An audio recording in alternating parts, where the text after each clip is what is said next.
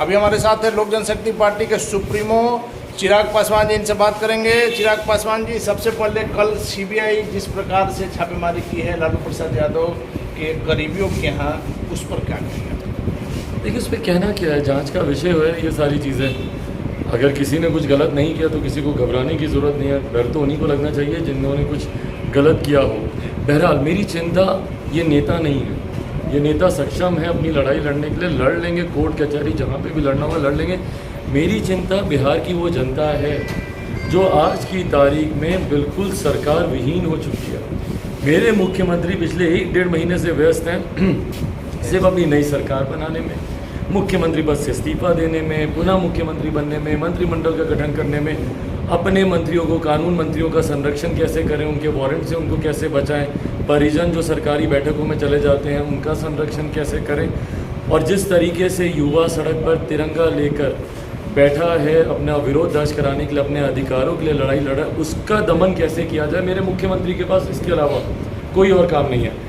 आज बिहार सुखाड़ से जूझ रहा है, किसान मर रहे हैं बदहाल परिस्थिति में, इसकी चिंता नहीं है मुख्यमंत्री को। इनके तमाम प्रवक्ताओं के पास पूरा दिन है भैया इन नेताओं के बारे में टिप्पणी करने का जो खुद अपना संरक्षण कर सकते हैं, सक्षम है अपनी लड़ाई लड़ने के लिए। उनके लिए पूरी फौज उधरती है, पर किसानों की बात हो, मजदूरों की बात हो, अभ्यर्थियों की बात हो, युवाओं की बात हो, उसके लिए किसी का सोच। लेकिन सर, कल जिस प्रकार से अनिसुर रहमान के घर आप दरभंगा गए और जिस प्रकार से आप भावुक हुए, सारी जगह चिराग पासवान की चर्चा हो रही है कि जिस प्रकार से तिरंगे का अपमान हुआ, उसको मारने से ज़्यादा बड़ी बात थी कि जिस प्रकार से एडीएम सत्ता के मद में चूर होकर आपने आरोप भी लगाया कि मुख्यमंत्री नीतीश कुमार का संरक्षण एडीएम को प्राप्त है और उस पर कार्रवाई नहीं होना, इसी बात को इसका प्रमाण है भाई। और देखिए, प्रत्यक्ष को प्रमाण की जरूरत नहीं होती।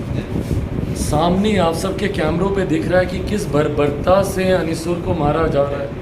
बालों से पकड़कर उनको घसीटा गया और डंडे ऐसे मारे गए। मैंने तो बोला भैया दोनों मुकदमे एडीएम के ऊपर दर्ज होने चाहिए। पहले तो बर्खास्त हो तत्काल प्रभाव से, और उसके बाद देशद्रोह का भी मुकदमा हो, क्योंकि तिरंगा सामने है भैया। ये वही तिरंगा है जिसको यूक्रेन में छात्र दिखाकर सीमा पार कर रहे हैं। क्या वहाँ जब सम्मान मिला और अपने वहाँ पे सम्मान मिल रहा है और अपने देश में भाई मुख्यमंत्री को खैर तिरंगे से हो सकता है किसी तरीके की आपत्ति हो, तिरंगे का विरोध वो करते हो, ये उनकी सोच हो सकती है, पर इस तरीके से तिरंगे का अपमान करना और साथ में देशद्रोह के साथ साथ ये भी मुकदमा होना चाहिए अटेम्प्ट टू मर्डर का। भाई कल को उसका सर फट जाता, जितनी जोर से वो मार रहे थे उनको सर फट जाता, कल को मर जाते, कुछ हो जाता, कौन जिम्मेदारी लेता।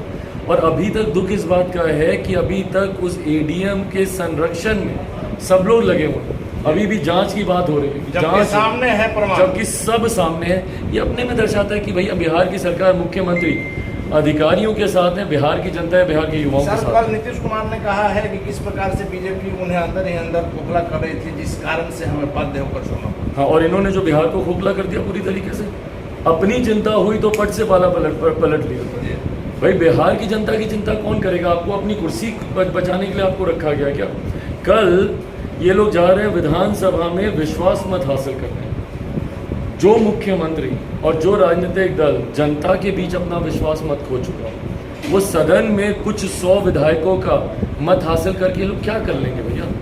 150 पौने 200 विधायकों का अगर आपने मत हासिल भी कर लिया, जनता का मत तो आप खो चुके हैं। जनता ने तो 2020 में भी आपको नकार दिया था तीसरे नंबर की पार्टी बनाकर, और अगले मध्यवर्ती चुनाव आने दीजिए, खाता तक मुख्यमंत्री जी की पार्टी नहीं खोल पाएगी। सर, चिराग पासवान की जरूरत अब बीजेपी भी महसूस कर रही है। भाई मुझे नहीं पता कौन मेरी जरूरत महसूस कर रहा है कि नहीं, पर हाँ, बिहार में एक तगड़ा विपक्ष चाहिए, एक तगड़ा आदमी चाहिए बीजेपी को नीतीश कुमार के जाने के बाद, और चिराग पासवान से बेहतर कुछ नहीं हो सकता। बिहार में विपक्ष क्या रहा, बचा ही कौन है?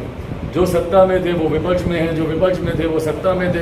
जनादेश एक गठबंधन के लिए सरकार चलती है किसी और के साथ। लेकिन सर, ये लोगों के लिए सामने बहुत बड़ा प्रश्न है कि चिराग पासवान को भी बीजेपी ने डैमेज करने का प्रयास किया, जब समय आया तब साथ नहीं दिया, और चिराग पासवान ने बीजेपी के साथ खुलकर साथ दिया। वैसे में कल के डेट में यदि बीजेपी की तरफ से ऑफर आता है तो आप जाएंगे? भाई मैं अपनी लड़ाई अपने बूते लड़ रहा हूँ।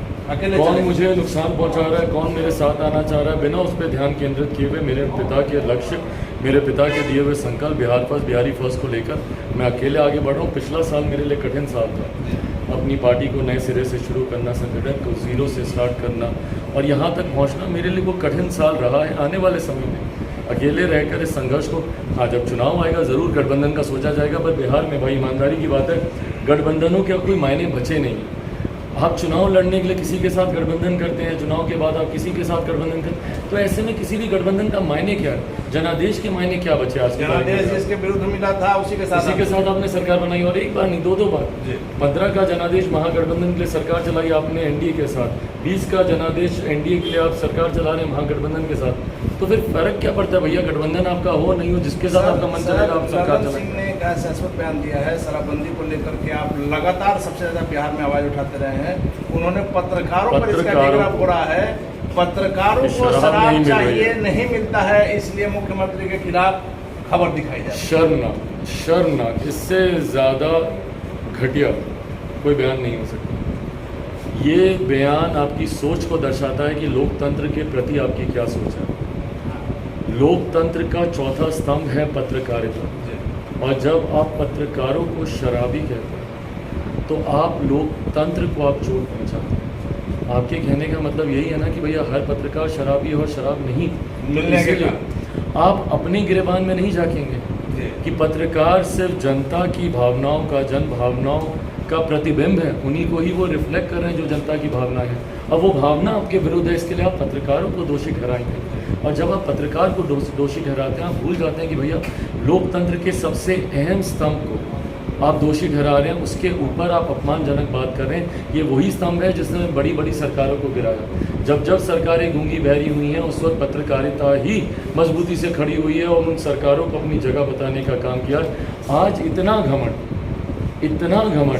आने वाले समय में बड़ों का घमंड नहीं रहा। ललन जी इस तरीके के बयानबाजी देकर अपना बहुत बड़ा नुकसान कर। सर आखिरी सवाल मेरा है कि आपने नई सरकार को बधाई नहीं दिया, क्या करेंगे बधाई दे के? भैया हम थक गए बधाई देते देते। एक ही तो मुख्यमंत्री रहते हैं, बधाई तो उप मुख्यमंत्रियों को देनी है ना, बदलते तो वो हैं, तो वो हम तेजस्वी को दे दिए थे बधाई जब वो करें। धन्यवाद सर। तो ये थे हमारे साथ लोक जनशक्ति पार्टी रामविलास के सुप्रीमो चिराग पासवान जी, जिनका साफ तौर पर नाम है कि ललन सिंह का बयान भी जो है हास्यास्पद है, और साथ ही साथ नई सरकार को बधाई देने का कोई मतलब नहीं है, इसलिए इन्होंने बधाई नहीं दिया।